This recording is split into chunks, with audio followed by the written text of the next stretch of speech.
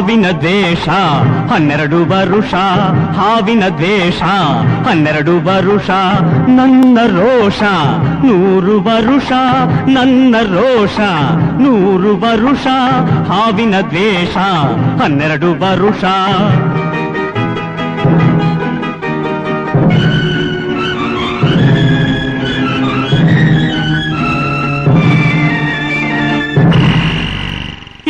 ಅಂಜದ ಎದೆಯಲ್ಲಿ ನಂಜೇ ಇಲ್ಲ, ಬಗ್ಗುವ ಆಳಲ್ಲ, ತಲೆ ತಗ್ಗಿಸಿ ಬಾಳೊಲ್ಲ.